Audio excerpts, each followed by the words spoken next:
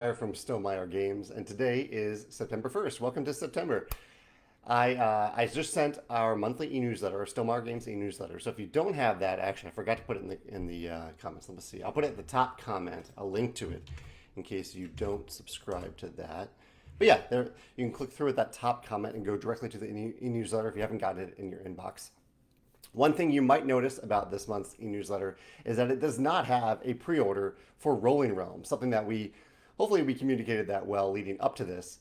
The reason for that is that freight shipping is really slow right now.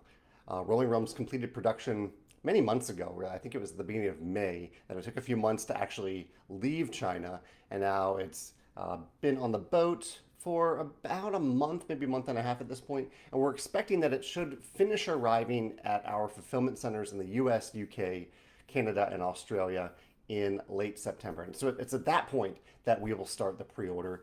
It will probably be, right now I'm thinking it'll either be late September or it will just be our early October e-newsletter. But either way, thank you for your patience for that. I prefer to follow all those design diary posts immediately with a pre-order after that. But it's important to us that we don't ask for your money until we actually are ready to ship you the product that you are buying. So that's what we're doing here with the Rolling Realms pre-order.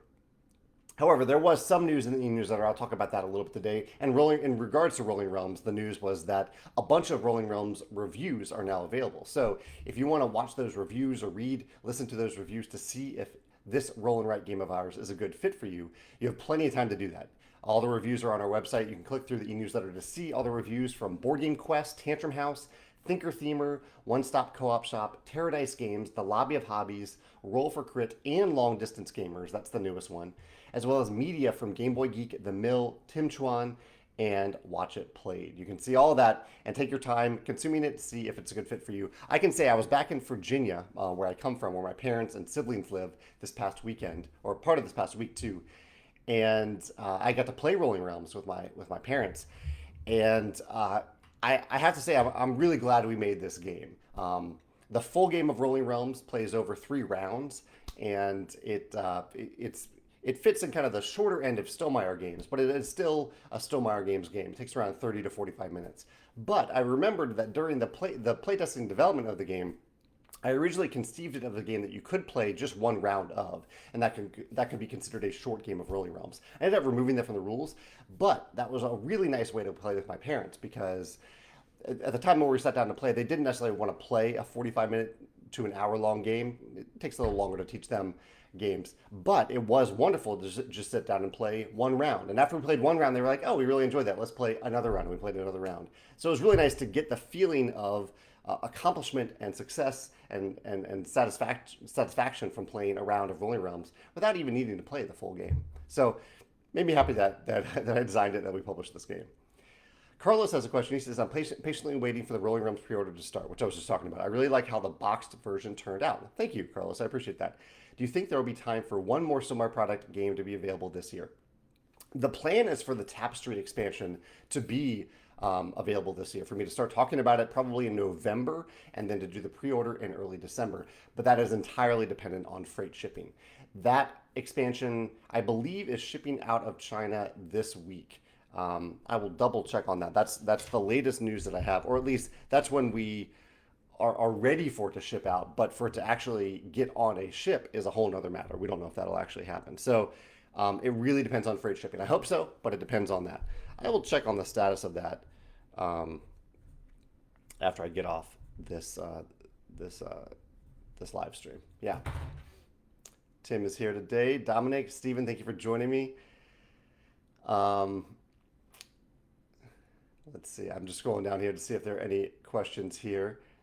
Tim says, "How's my dad?" So yeah, I was in Virginia. I live in St. Louis. I live and work in St. Louis, and my family's in Virginia. And my dad is currently working through his second cancer this year, going through chemo right now. And so I wanted to visit him and just spend some quality time with him and my mom. And so Megan and I drove out there last Wednesday. That's why I did the live cast on Tuesday instead of Wednesday last week. And then we drove back on Sunday. So we were there for 3 full days. And it was just a wonderful time to spend with him. My dad seems to be doing well. He spends a lot of time every day talking to his doctors, doing medical research. Also trying to get quality time with his family when he can, but safely, because there are a lot of little kids in the family now, lots of little nieces and nephews, grandkids for him. And so I think he wants to spend time with them, but they can't be vaccinated yet, so it's really tough for him to do that. But we did have one family gathering where we all just wore masks, and it was fine. It was great. He takes a lot of walks, and he eats extremely healthy. He's always eaten very healthy, but he's eating even more healthily now. And yeah, spending a lot of time in like meditative prayer as well, which I think is he's finding comfort in that. So yeah, it was just really nice to spend a lot of time with him. We had very long meals. That was a lot of our quality time. Long meals, and then we take a walk before or after the meal. And yeah, he knows how to fight cancer. This is his fourth cancer, so um, I have low expectations but high hopes for what happens next. And either way, it was just great to spend some quality time with him and my mom and Megan too in the car. Lots of time, 15 hours in the car with Megan both ways, from St. Louis to Virginia and then back. Giovanni says, did I end up backing Iridia? Am I planning on getting Mythic Mischief? I haven't looked too much into Mythic Mischief yet. I don't know much about that one. Feel free to let me know what you're excited about that game. I as excited as I was about Iridia, I didn't end up backing it. I guess I'm just not ready to spend that much money on a game, but that is not taking away the value of the game. The game looks like it is well worth the $165, $195 if you buy the extra stuff. I wasn't quite ready to pull the trigger on that. I will probably regret that. The game looks fantastic. I love the little systems in the game. Everything looks really really amazing. I am hoping to play it at some point, but no, I didn't end up backing it. I believe Sion, maybe Sean. Sean says, I was watching in a bigger screen last week and noticed that you seem to have a map of my home country of Wales on the map behind you. Have you visited Wales, or maybe do you have Welsh ancestry? Looking forward to Rolling Realms. I did visit Wales. It feels like a decade ago, but it was probably more like 15 years ago at this point. In my mid 20s, I took a trip through Wales. I really wanted to go to Stonehenge, which I know isn't in Wales, but it's very close. I wanted to go to Stonehenge, and so my girlfriend at the time and some friends, we flew into, I believe, London, and then we drove to Stonehenge, and then kept on going through Wales. We went to Hay-on-Wye. We went to, I believe, Tenby, and then we went up to Aberystwyth. I'm probably butchering that pronunciation, but we went up there, and it was one of my favorite trips that I've ever taken. Even just driving through the countryside of England and Wales is really beautiful, and spending time in these little towns tucked away, and each town had a very different feel to it, but they all were really wonderful little towns to spend time in. I in particular want to go back to Hay-on-Wye. I really, really liked just the feel of that town. It has, I'm telling you something that you know, but it has, like, I think the most bookstores per capita of any town or village or city in the world. And so it was really nice just to be surrounded by books for a couple days in a lovely town. Yeah, and so anyway, that's where that is a map of Wales, and that is where I got this map of Wales. Mike is joining in from Peach State Hobby. Mike, thanks for popping in. Good to see you. George says, did I watch the Delaware Disc Golf Challenge at Iron Hill? This is actually the first disc golf tournament that I haven't watched too much in detail because I was in Virginia over the last few days. I was traveling on vacation, just wanting to spend time with my parents. And then on Sunday, I was on the road all day. So I did not, I watched, I believe, the final nine, the final back nine of the tournament, but I didn't watch all that much of it. Was there anything I missed? I'm kind of waiting for hopefully like a top 10 shots video so I can catch up a little bit on it. But it is the first tournament that I missed watching in quite some time as I've gotten really into watching disc golf over the last year. We did play some disc golf in Virginia. We played at a place called Bryan Park in Richmond, Virginia, and had a wonderful time. I played with a friend of mine from high school who has played disc golf for almost his entire life at this point, and he's very good. He had an excruciating drive where it essentially was an ace. It went in the basket, but hit the pole so directly in the basket that it bounced out and landed a foot away. It was awesome to see, but I really wanted him to get that ace. I think he really wanted to get that ace after seeing how well he threw that disc. so it was tough to watch. But it was also really cool to watch that. Um, and while I'm thinking of it, in the car, we listened to a book on tape called, oh shoot, I'm going to forget the name of the book. It is, we were listening to it on Audible, The Shadow of the Gods. It was a fantasy book, a debut novel from, I believe, an author named John Gwynne that we listened to. And it was really good. We didn't quite finish it. I'm still working my way through it, but we really liked it. Pretty good narration. And I wanted to hear what you all think. If any of you listen to audiobooks, is there one where you were like, oh wow, the narration of this book leveled it up, made it all the more enjoyable, made it go from a good or great book to an amazing book due to the narration on the audiobook? Because I do have Audible now for at least a little while, and I'm curious about recommendations. I particularly like fantasy and sci-fi, and so if there are any novels in that realm with really good narration, feel free to let me know in the comments here. Ma says, can you tell us a bit about the Tapestry expansion? The news that I'm sharing today is that production is complete. We are now sending the advance review copies to a few different reviewers, and I am waiting to hear from Panda that it has officially shipped out of China, or it has shipped out of their facility. That's the news that I'm waiting on right now. Yeah. Darren says he's been painting the Scythe mechs. I'd love to paint symbols, logos on the mechs for each faction, but I don't want them to look sloppy. Do you know of any decal ideas that I could find that might work? That's a good question, Darren. I don't know. I know that we don't have anything like that, although we do make the faction symbols publicly available for people to use. And so that's on our website for you to use. You can maybe create decals out of those icons that are found on the, I believe it's the art gallery page under Scythe on our website. But no, I know very little about a decal and miniature painting. I'd say very little. I know nothing about it. So, but if you post in maybe the Scythe Facebook group, people might have some ideas about that. Guillaume says, are there any visuals for the second Tapestry expansion available online? I hope not, no, unless they're spoilers that shouldn't be there.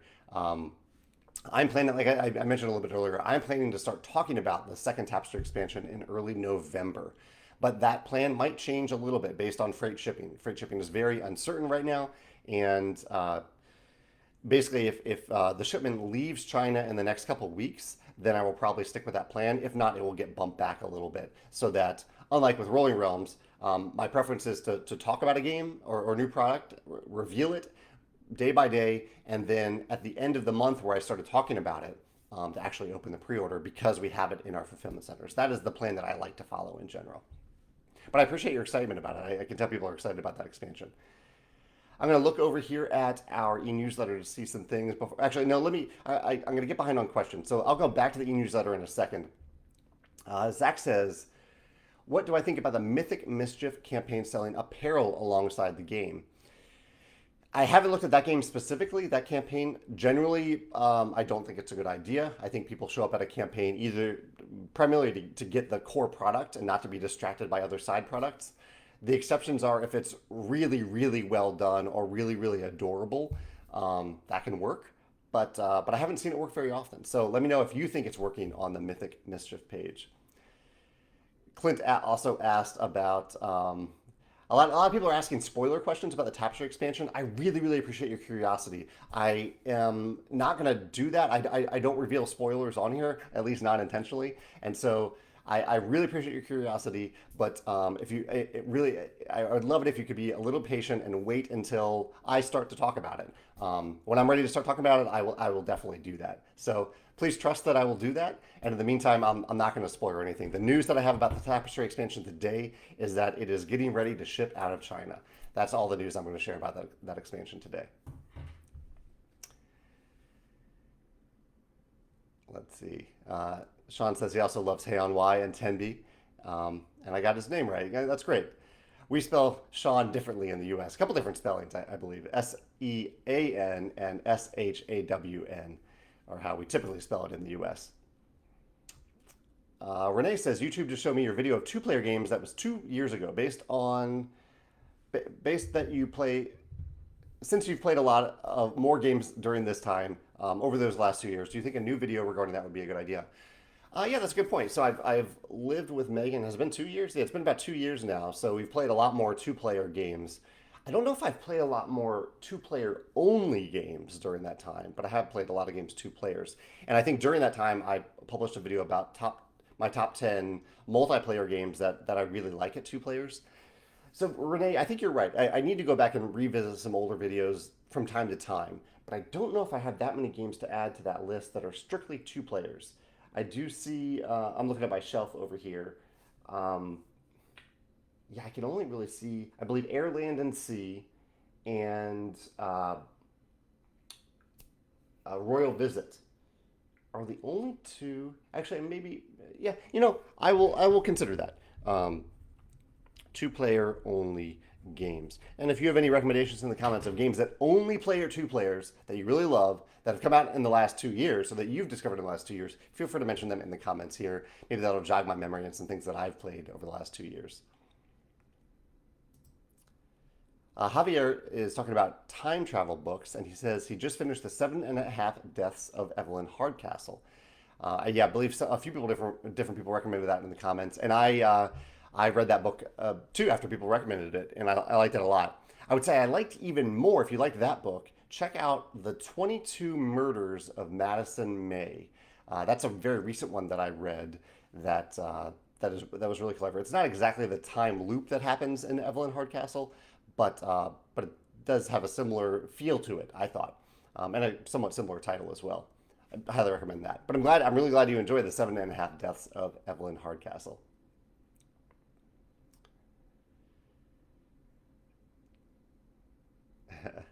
Miles says, a bounce out ace, I would just cry. That happened to a friend of mine this past week when I was in Virginia. What else did I do in Virginia? I played Herbaceous for the first time. I've been meaning to play Herbaceous for a while. I thought it'd be fun to share with my mom. And we played, what did we play? We played a three-player game and then a four-player game, maybe in reverse order, of Herbaceous, and had a great time. It's a very streamlined set collection game with a slight I cut you choose element. I filmed a video on it yesterday. It is the first video that I did that uses a slightly new structure for my favorite game mechanism videos, thanks to all the feedback I got from the State of the Channel video I posted this past Sunday. So I posted a channel inviting feedback about the channel in regards to a variety of topics, and I got some great feedback. I wrote a post about it on Monday afternoon, to summarize that feedback, the top 10 feedback that I want to keep on that channel, and the top 10 things to improve or change or add.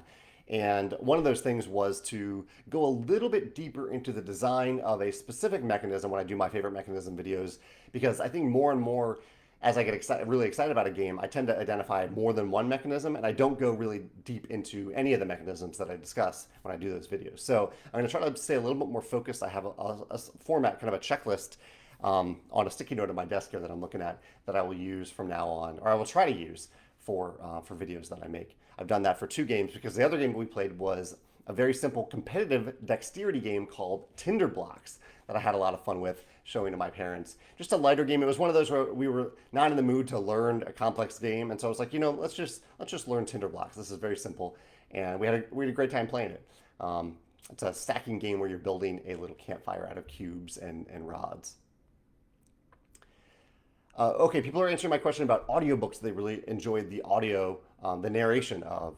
Matthew recommended Ready Player One. I definitely read that, but I appreciate the recommendation. The Expanse series is well done. I love the Expanse series, although I've read them all and have the book pre-ordered. Jim Dale's narration of the Harry Potter series, the Red Rising audiobooks. I totally agree. The Red Rising audiobooks are really well narrated. Might be some other people recommend. I'll continue with these recommendations as I read them. Dusty's here. Dusty from the Mill. He says, how would you rank the episodes of What If so far? We've only watched two of them because we were out of town last week. So we watched the first two episodes.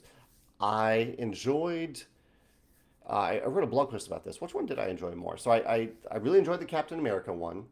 And I also enjoyed, so that was the first one. And the second one was kind of a mashup between Black Panther and Star-Lord. And I enjoyed both of them for different reasons, I think. I really liked in the Star-Lord one showing how one small change could have a rather big impact on quite a few characters. The only hesitancy I had about that particular episode was that there were so many characters whose lives were changed by that like so much of the episode was like, oh, remember this character, here's how they're different now. And that was good for like a few characters, but it almost got to be too much. But I really love seeing like how that idea, the whole idea of the show was, how is this one small thing going to change a lot of other things. So I love that concept. I want to see more of it. I don't even know if I can rank the two of them so far, but because I enjoyed both of them. But I am looking forward to watching 3 and 4. We'll watch probably 3 at lunch today and 4 tomorrow at lunch. What do you think, Dusty? Do you have a favorite of the 4 so far? Bojan says he recommends the 5th season by N.K. Jemisin.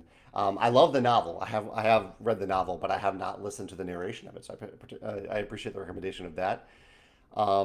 Scott says he has heard that Red Shirts by John Scalzi and read by Will Wheaton is really good. I can totally see that. Again, another book that I've read. A lot of books that I've read here. I love these recommendations. You all know my taste. I think we share similar tastes maybe in novels.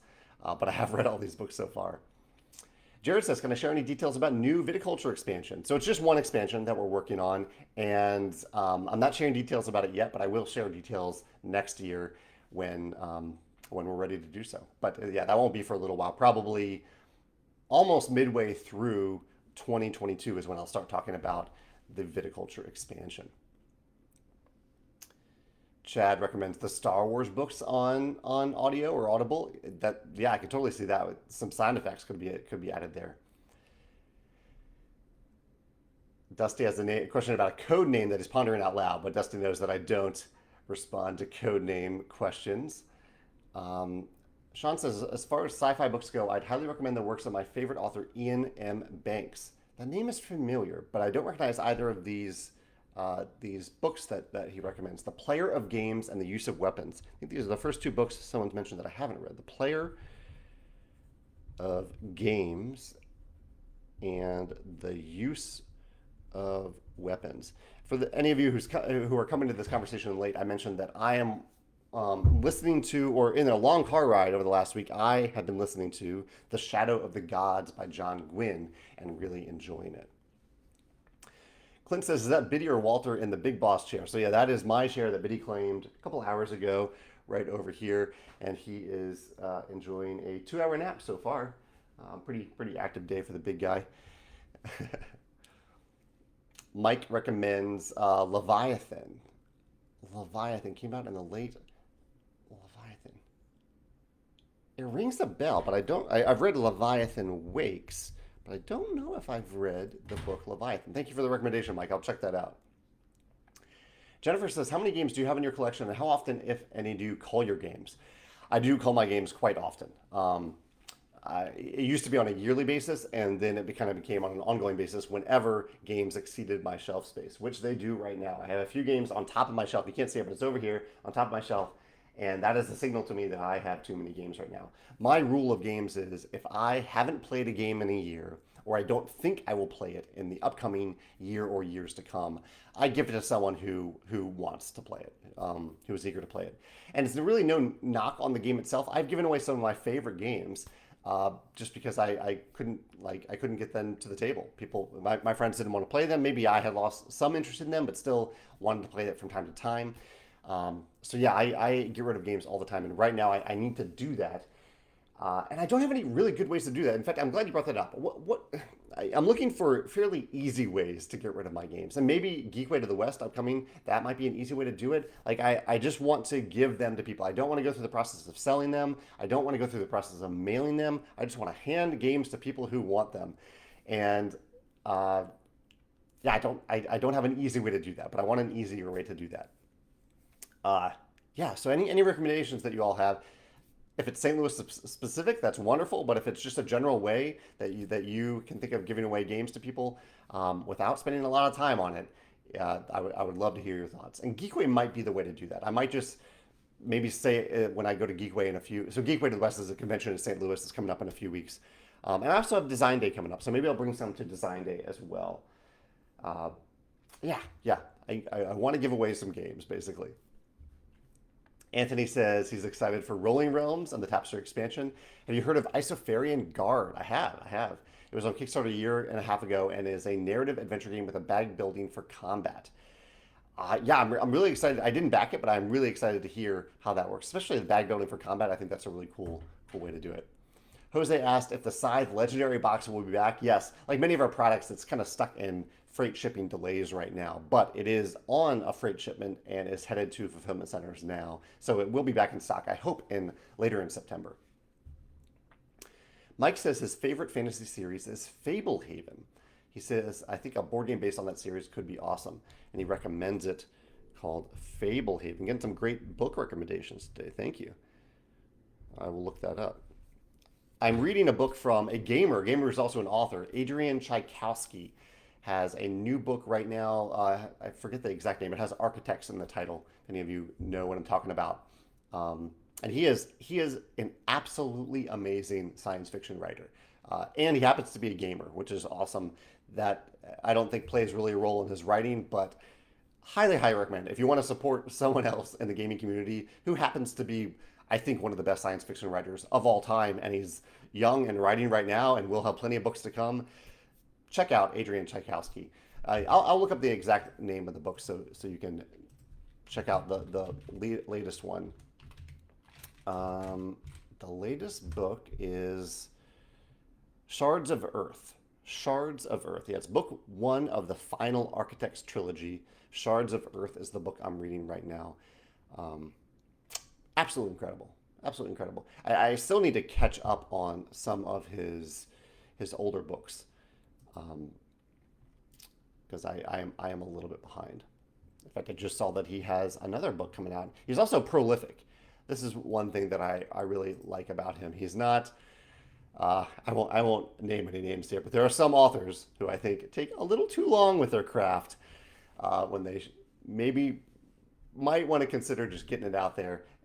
I don't want to criticize those authors. I would rather elevate those authors like Adrian and Brandon Sanderson who treat it like a job and they get out their books on a regular basis. And I happily buy them when those authors do release them. So kudos to authors like that who are able to really get their work on paper and get it out to their fans. Let's see. Connor recommends Robocapolypse. It's a couple of apocalyptic. I can't even say it. Robogenesis and Clockwork Dynasty. Thank you for the recommendation. I don't know why I can't pronounce that word. It's not that complicated. Greg says, have I read the Foundation novels? If so, what are your thoughts on that series? I believe I read a few of them as a kid. Maybe 3 of them. Don't remember exactly how many. It's been a long time though. But I am really looking forward to the Apple TV series of Foundation coming out very soon. Steven says, this is a nice comment because this is from a while ago. He says, based on a recommendation you provided a couple years ago, I've fallen in love with Michael J. Sullivan's Legends of the First Empire. You gave the first book a shout out, and I'm wondering if you've read the whole series and what you thought of it as a whole. I've read a significant amount of it. I really like Michael. He runs Kickstarters for his books. He self-publishes and he does a great job with it. And he reached out with a nice note to me a couple years ago about my Kickstarter blog. And I've read most of them. I read all of the first trilogy and then most of the next trilogy. And then I soured on it just a little bit because I was getting to the end of that trilogy, but he revealed that he was going to split the final book of that trilogy into 3 more books. And I was ready for closure on that trilogy kind of, and then I found out there was so much more. And so I took a break from it. I think I will return to it someday because I think it's a really well done series. But yeah, I took a little break from it after finding that out. So I guess just know what you're getting into if you get into a series, but they are really well written. It's a really great take on fantasy, in my opinion. Eric also recommends the Dresden Files and the Iron Druid Chronicles. A lot of great book recommendations today. Thank you. Chris says Rabbits by Terry Miles is really good, and I do love Ready Player One. So yeah, I'll check out Rabbits by Terry Miles. Jennifer recommended. Dave says, "Oh, in Rolling Realms, why didn't I use Red Rising? I did use Red Rising actually, but I named it the Society. So the Red Rising has a realm in Rolling Realms, but it's called the Society, just because I thought it might be kind of confusing to explain to Pierce's lawyers that Rolling Realms is not a Red Rising game. So I wanted to be both respectful to the trademark, Pierce's trademark for Red Rising, even though we actually have the board game trademark for it. But I wanted to just differentiate between the two. But rest assured, Red Rising is very much in Rolling Realms. It's just called The Society. You can tell by the background of the card. It's the cover art for Red Rising. Jennifer recommended, I asked for recommendations of what to do, how to give away my games fairly easily, and Jennifer recommended giving them to a foster home. Totally great idea. I will say the one small catch, and there's perhaps some unfair bias here, but I have some fairly complex games on my shelf, and if I donate them, I want to make sure they're going to someone who's excited to play almost those specific games or those specific types of games. I'm not saying that isn't necessarily the case in a foster home, but I almost feel a little more comfortable giving to a gamer or someone who is already well into gaming. So much bias is coming out in what I'm saying right now, but I just want to make sure that they're going to a place where they're going to be played. And for lighter games, they're very easy to give away to someone who hasn't immersed themselves into the world of gaming. But for heavier games, they can be really daunting, I think, to someone who hasn't gotten into games, who doesn't have that gateway stepping stone. And that is my concern. I just want to make sure they go to a place where they will be played, because that's the whole point of it. I'm giving them away because I'm not playing them. I want to give them to someone who will play them. So that's also on my mind. Chris says there is a charity at Geekway that does accept donations, so that's great to know too. Chet says maybe you can donate the games to the libraries you work with. I could certainly consider that. There are some libraries in St. Louis that have bought Stonemaier games, and maybe they're open to donations. Generally, though, libraries are not open to donations. They use or they're not open to used donations, is one way to say it. Chris says Meeples for Peoples is the name of the charity at Geekway. So yeah, I will see if they are at Geekway this year. Scott says donate them to my local library or children's groups. Mike says he's going to do an annual Purge live auction and just have people, I guess, pay for the games. But Mike sounds like he's going to give them away, or not give the games away, but have people pick up the games. I'm trying to avoid mailing the games because that puts more wear and tear on the environment. It takes quite a bit of effort to mail games, that type of thing. But if people are picking them up, that's great. Dusty references a champion-specific thing. I'll leave that out here, Dusty. But if you're a Stonemaier champion, then you got a fun e-newsletter yesterday, I think, with a cool thing created by artist Miles Bensky. Alex says there was recently a huge game giveaway on a French Facebook group. The guy who won them decided that the winner of a session would get to leave with the game. The aim was for each box to move from person to person on each session. And I love that. That's actually the reason that I love playing Win at conventions, because it actually gets people to play the game. So people can target a specific game that they want to learn and play. And then if they like that game, they can enter their name in a drawing to actually win that game later. I love that. I love that. George says, is there a Wingspan big box update?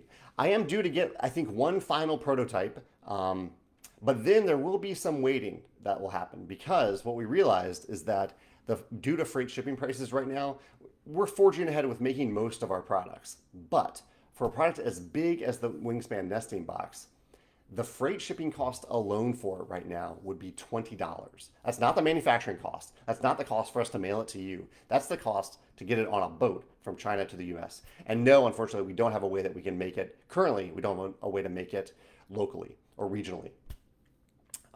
So the plan is right now for us to combine it with the next Wingspan expansion, to offer the big box by itself, to offer the expansion by itself, but also offer the two combined. And that way, the two combined will take up less space, and they can offset that very high freight shipping cost. And also, with a slight delay in us making it, we're hoping that freight shipping prices will go down a bit, at least normalize a little bit. I don't think they'll ever go down to the levels that they were before the pandemic, but hopefully they'll go down a little bit by next spring, next summer. I'm still behind on questions, but let me jump over to the e-newsletter. Let me cover some quick topics real quick, and you all can ask questions about them if you want, or we can discuss them. So one of the other topics that I covered on the e-newsletter is that our friends at Top Shelf Gamer they're the company to which we sold our realistic resource line. They are going to have the first Kickstarter in a long time for boxes, custom special boxes containing the tokens that we used to make and some new tokens that they are making.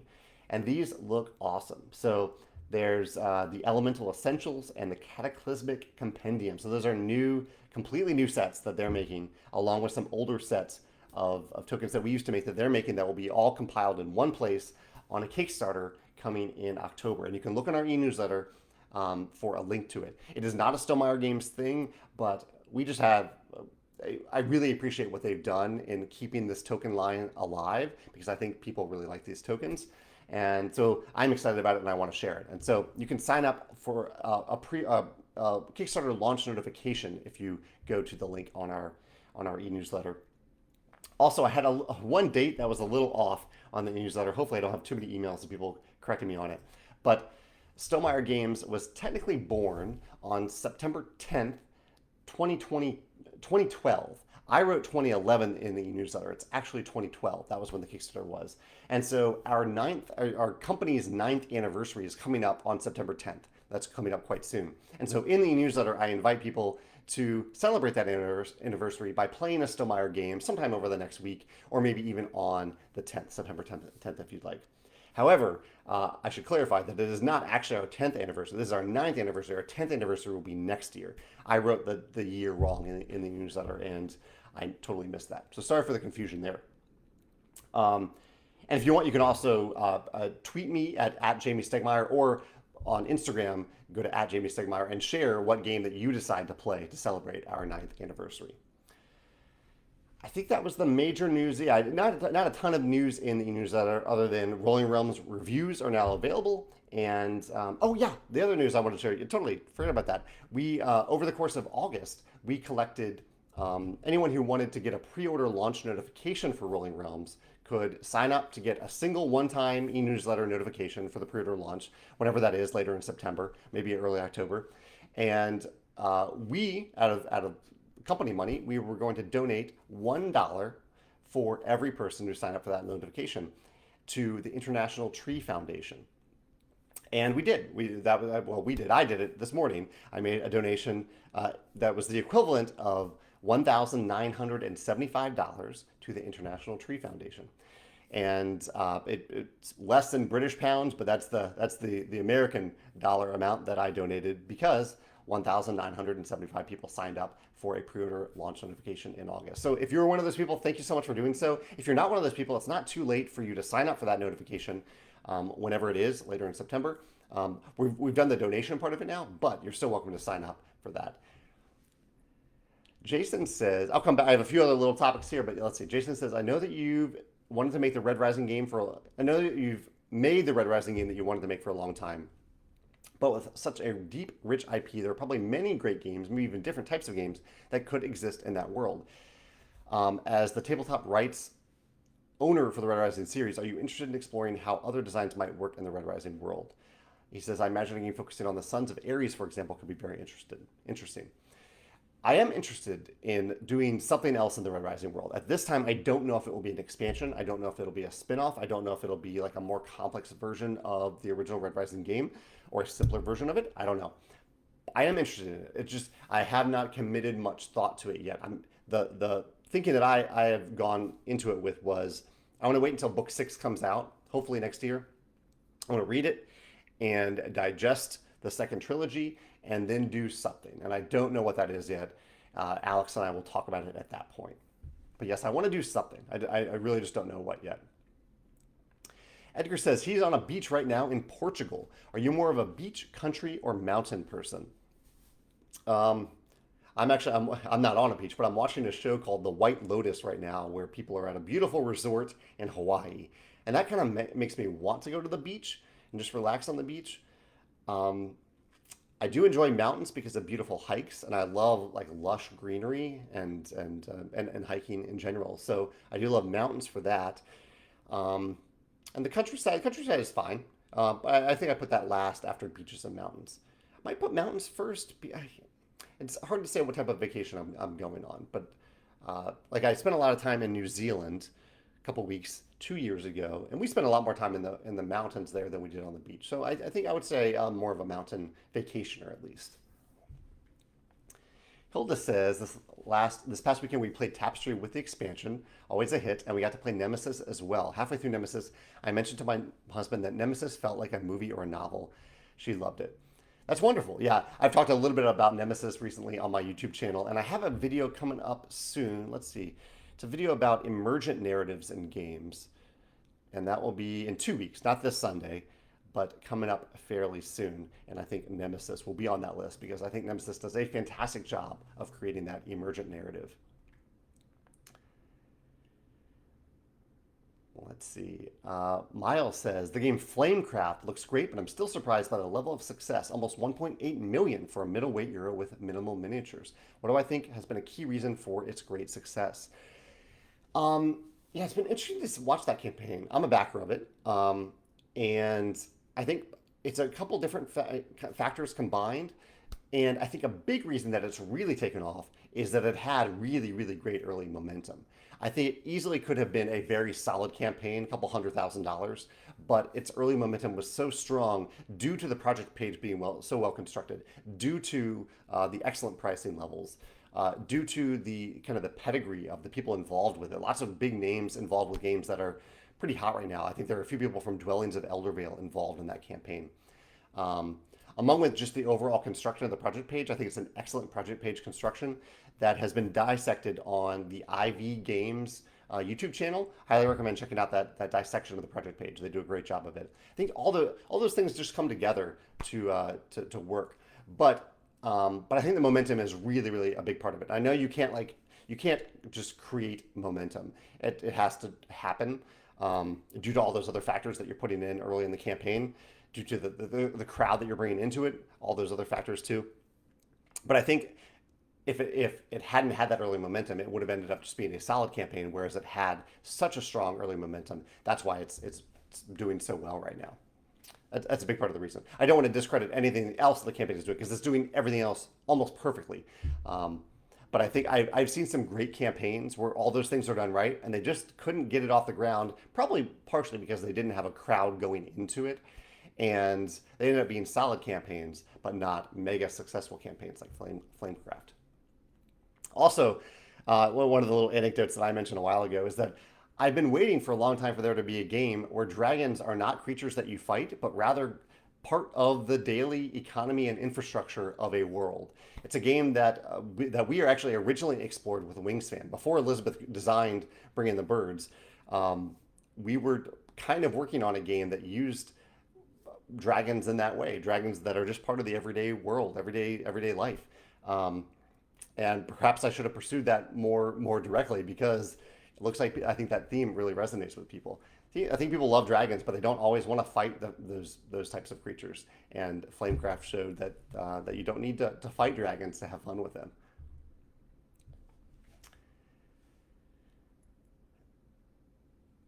Let's see. Jennifer recommended donating the games to our local board game cafe, Pieces. I can definitely talk to Pieces about that. I think they have plenty of games right now, but I'm always happy to donate to Pieces. Greg says the Steam version of Scythe also includes a soundtrack, which I really enjoy. How much involvement did you have in that? Very little. Basically, they sent it to me and said, "Hey, look what we made," and I said, "Wow, that's awesome. Well done for making that." I think they actually hired. Like it wasn't electronically created like some music is now. They hired a composer and they hired a small symphony to symphony might not be the right word there. I don't know music all that well, but they hired actual people to perform the music that's used for that soundtrack. Greg says, if you did, what are your thoughts on soundtracks paired with games, and would you consider pairing soundtracks with games in the future? I think for digital games, yes. I know so little about music that it isn't probably something I do for a tabletop game. But for digital games, I love when they go all in on the soundtracks, like they did with Scythe, like they did with, like Monster Couch did it with Wingspan, and as is, I think Monster Couch is, no, not, I think Akram has done a great job of it with the Charterstone Digital as well. Christian recommends the Dark Herbalist series audiobooks. And he says it's read by Eric Summer. That's awesome, from the board game world. Yeah, I got to check that out then. The Dark Herbalist. Yeah, thank you for that recommendation. Tim says his friend Jake Harris has a sci-fi series called Bulletproof Ghost that has 2 books and an upcoming comic book so far. More coming. Awesome. Yeah, thank you for the recommendation, Tim. I trust your opinion on literature, and that is Bulletproof Ghost. Tim is also a writer, which is why I say that. Very talented writer. Okay, before I end with the rest of the questions and comments, let me see if there's any comments, topics that I'm missing here. Um, like I said, I was in Virginia for the last couple days visiting my parents. Had a great time with family there. Played a little disc golf, played some games like Herbaceous, Rolling Realms, Tinder Blocks. It was a long drive, and we actually had the first. So I have a Tesla, and which makes long drives a little longer, but also a little nicer because the Tesla essentially drives itself on the highway. But for the first time ever on one of these drives, we encountered a stop where there were no chargers available. We pulled into the stop and we could not get a charger because they were all clogged up, which has me a little concerned about the future. Hopefully, they install more of these superchargers for long drives. But that was the first time that's ever happened, and it was a little disconcerting. Um, I ate a lot of Gelati Celeste in Richmond, Virginia. If you ever go to Richmond, Virginia, I highly recommend the ice cream place Gelati Celeste. It's my favorite ice cream in the world. I love a lot of different ice creams. I put a lot of ice creams at the great level. Gelati Celeste is above all of them for me. Highly, highly recommend it. And oh yeah, one other fun topic. I am contemplating rearranging my office. So Sean earlier was mentioning the picture of whales on my wall back there. That might be changing. I might be moving the desk over here and moving my game shelf so the game shelf itself is the backdrop. As you can see, I have a little sloped wall here, which constricts what I can do in this office. And that big cabinet behind me, the cabinet of secrets, can't be moved. It is like bolted to the wall. I can't move that thing. So it limits what I can really do in this office space, but I might try. I'm kind of mapping out a structure for how I might shift things around. So the next time you watch one of these videos, you might see a very different angle, or you might see the same thing. Maybe I won't do it. We'll see. Ivan says, last night we played Bloody Inn, and in the rulebook it says the greediest player is the first player. We interpreted this rule as the first one who grabs the first player card is the start player. That's I like that interpretation of it. It got me thinking that dexterity mechanism is very interesting to set up a game. What do you think? Have you ever played a normal game which uses a dexterity element at some point? I've thought about adding this to games. I actually thought about having a dexterity faction or a civilization in Tapestry, but decided against it. Because I generally think that people sign up to play a dexterity game knowing that it is a dexterity game, not that it has a lot of other things going on in addition to a surprise dexterity element. However, I really like that as a start player rule. It means if someone really is eager to be the start player, they can just grab it. I think the only catch there is if no one wants to be the start player and no one actually goes after that token or that card. That could be problematic. But I like it as a fun starting player mechanism. Tonka says, I read somewhere that you like the university location in movies and books. Yeah, I like campus fiction. I do. What are your campus setting texts? What are my... So The Ninth House is probably the most recent one that I read. Forgetting the name of it. The Art of Fielding is one of my favorite campus novels.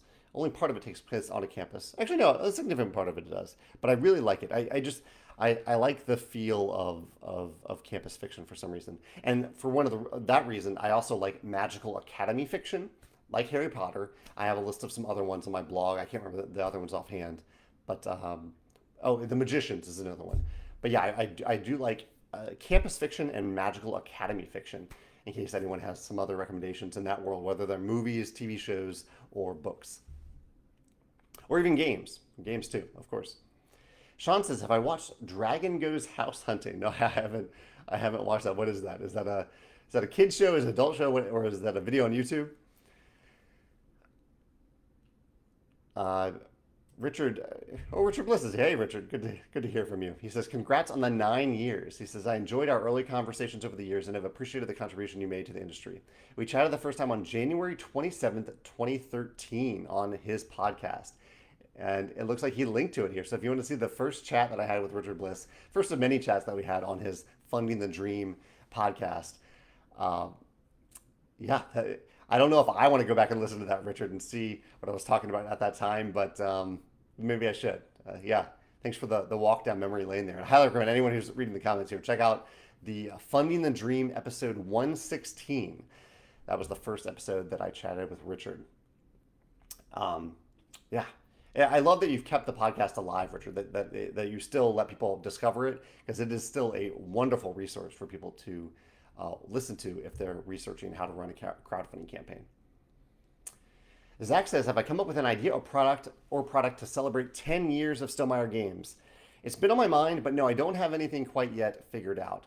Um, I don't know. I don't know quite yet if anything we're gonna do. Hopefully, it'll be something cool that we do, but I don't know yet. Um, but I'm open to ideas, of course. Definitely open to ideas there. Chad says, has Joe made his trek to the desert yet? Did you say something, Megan? Oh no, she's on a different call. Um, Joe is heading to Reno. He is, yeah. So Joe, who our director of communications, my coworker, he lived in St. Louis until I believe officially a couple days ago, and now he is moving to Reno. But he still will work for us, still do everything he does at Summer Games, or most of what he used to do at Summer Games, but he'll do it in Reno. Let's see. Chris recommends Mitchell's ice cream in Cleveland. It's the best ice cream he's ever had.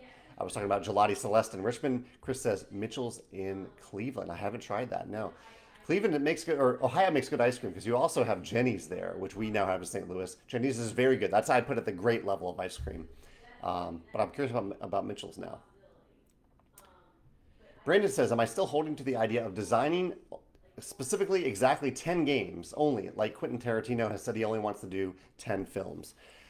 I am not holding myself to it, but I still have it in mind that yeah, that I'm aiming for 10 games. The philosophy of that being that that I have a lot of ideas and I want to focus on the best ones. I want to spend my time and energy and resources on the very best ones, and and having a limiting factor, having a constraint of saying, okay, only 10 is the number, helps a lot with that focus, that goal of only making the best of the best ideas and the best of the best uh, uh, games. I don't see being a prolific designer as necessarily an asset. There are very wonderful prolific designers who've designed a lot of great games, but I don't see prolific inherently as a good thing. Uh, I'd rather design 10 games that bring a lot of joy to people than 20 to 30 games that are really hit and miss. So far, what do I have? I have Viticulture, I have Euphoria, I have Scythe, Charterstone, Red Rising was a co-design, but still James Samer design, and now Rolling Realm. So I'm at 6. So I've got 4 more. But I'm not going to necessarily hold myself to that. If I get to number 10 and then I have something awesome, exciting that I really want to work on, I will do that. But I also spend a lot of time now developing games designed by other designers that we publish at Stonemaier Games. So that is very much part of what I might do as well. And that doesn't count within the 10. Oh, Ivy Studios is okay. I see. I've been following Ivy Studios, Ivy Games a lot, and I did not make the connection that Mythic Mischief is their campaign, and I definitely need to take a look at that now because I think they've done a great job of examining. I'm gonna make it a Mythic Mischief of dissecting other campaigns and doing really cool things and really cool, great in-depth analysis of other campaigns, and I want to see how they've applied all that knowledge to their latest campaign. Absolutely. Tim says, if Stonemaier Games was founded in 2011, isn't it 10 this year? You would be correct, yes, but it was a typo on my part. We successfully funded Viticulture on Kickstarter in 2012. I miswrote that date in the newsletter. Sorry about that confusion. Sean says that, what was the series name? Dragon Goes House Hunting is a slice of life anime that's about the life of a dragon. It's a good light series. I need to check that out. Johnny says, do you plan on coming to PAX Unplugged in December? No, no, I don't. No, I must say I'm very wary of conventions right now. Even though I'm fully vaccinated, uh, it just, I want to stay safe and I want to protect other people. And I worry about doing that in really crowded spaces. That said, we are proceeding with Design Day. Design Day is full vaccination only. And while people may not wear masks throughout the day, we are totally open to people doing that. And we're asking people not to wear or to wear masks in any indoor public space for 9 days leading up to the event. So we're taking as many precautions as we can for that event. And I will attend Geekway as well, probably wearing a mask most of the time at Geekway as well. But yeah, I'm generally avoiding conventions this year. And in general, I'm not really that much of a convention person. So even if it wasn't a convention year, I don't know if I would attend PAX Unplugged. But I hope you have fun there, John. I don't want to take any of that away from your fun and your experience at PAX Unplugged. Chad says, how about a 10th anniversary promo expansion next year? The realm could be Stonemaier Games. Do a Stonemaier Games overarching realm. That's an idea for next year's 10th anniversary. Oh, Tapestry. I love that Tapestry. Okay, so I've done 7 now. Totally forgot about Tapestry. Yeah, should not have forgot about that one. So, yeah, so I've done 7 out of the 10. I only have 3 left, and I am already working on 2 of them. So yeah, that kind of puts the pressure on me there. I didn't realize I was that close to it. Tony says, how about an orange Stonemaier Games mask? Megan and I were actually just talking about that yesterday. We don't have any orange masks. I really like the Cotopaxi mask, but they don't have an orange one. I don't think we plan on making a Stonemaier Games mask, but yeah, we could consider that, especially if the pandemic is still going next year. That would be really rough. By the time our anniversary comes around, September 10th.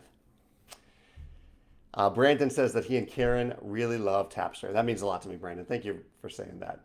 I should not have left it out of my list. I was just missed it as I was going through my games in my head. I think that brings us to the end of today's livecast. I'm at the end of my topics, end of your questions. Thank you so much for joining me for this livecast. This is our special e-newsletter livecast. I love your questions. I love your ideas. I love your suggestions. I have so many notes here about books I need to look into in particular, and that anime series. And yeah, I hope you have a wonderful Wednesday, wonderful week, and I will be back next Wednesday to talk about what's going on in Stonemaier Games, to answer your questions, and to discuss random topics. And as I'm saying this, I'm having a sense of deja vu because I did the state of the channel thing. Oh yeah, someone suggested. Oh, I forgot chocolate today. Chad mentioned chocolate of the day. I'm going to go with milk chocolate covered peanuts. And someone in my state of the channel live video mentioned that I should end every week with a question for you to think about and bring to next week, which is kind of tough for me to do. I didn't have a question planned. I tend to ask questions as we go along here. So yeah, I'll have to work on that. I'll have to have a question planned because I don't have one offhand here. But if there are any questions that I asked in this live cast, feel free to bring them up in the comments on YouTube, where I'll post this in a minute, or in next week's live cast. We'll talk about it then. All right, take care. Have a great week. Bye.